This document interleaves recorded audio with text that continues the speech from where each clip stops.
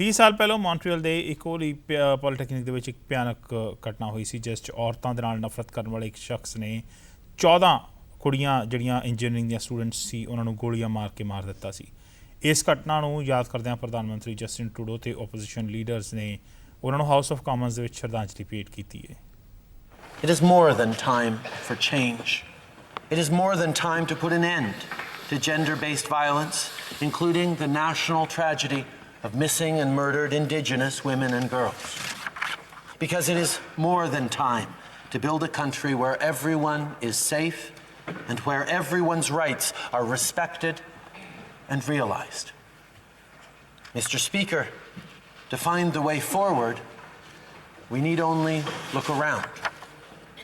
From coast to coast to coast, people are coming together and saying, enough is enough. Students and parents, women and men.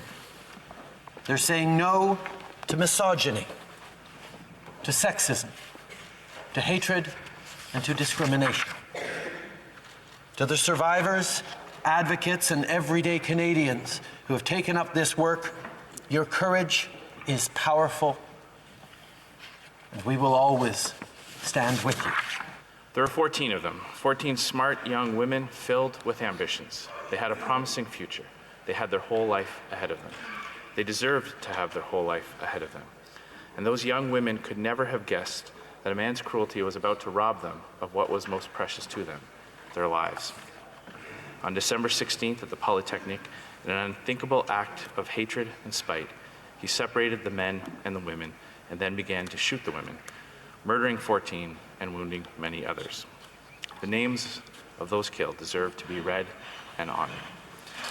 The victims of the Polytechnique were murdered or wounded by a man who targeted them simply because they were women.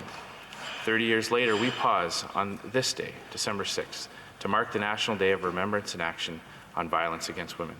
It's still horrific to think of these deaths. How young the women were and how much promise their lives held.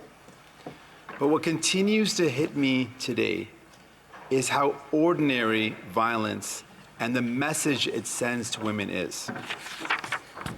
We need to stop putting the responsibility of being safe on women and girls and start putting that responsibility of respecting women on men.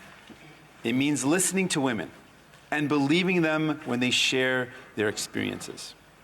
It means men working every day to become better feminist allies and holding other men to account for sexism and misogyny.